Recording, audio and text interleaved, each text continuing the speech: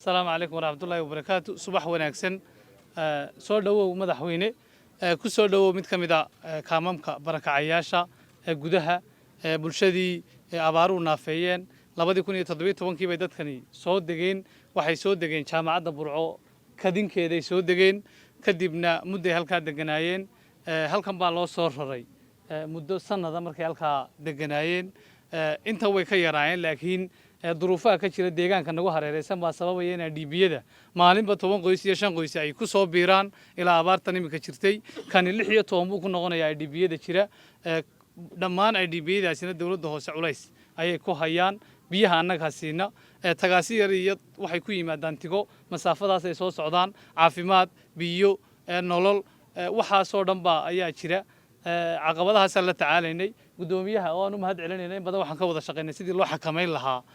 dadkan guuraya ee banaanka iyagoon adeeg ka horeynin meel cidlaad ee fadhiisanaya noloshii oo dhan kaaga baahan taana imika meel fiican bay maraysaa sidii dadka loo nolol loogu sameyn lahaa inta kale eena halkooda loogu nageyn lahaa ku soo dhawow waana mahad celin weyn baan idin jeedinaynaa waxqabadka aynu ka wada shaqeynayno idinkana waxa la idinka doonayaa haddaad tihiin aw shukri waxa la idin siiyana ku mahadnaqdaan waxa la idin keenana ilaashataan waxa la idin dhisaa hadduu beri dilaaco biyaha la idin keena beri faruurtaan ama haddii ceel la idin qodaa tiradaan kan cabi kari mayno dee taasina ma noqonaysa waxqabadkii way dhaawacaysa waa ka madaxweynihii qaranku halkaa idin soo fadhiistay maanta idinla jooga indhaha ana macallina aad iyo aad baad u mahadsantahay madaxweyne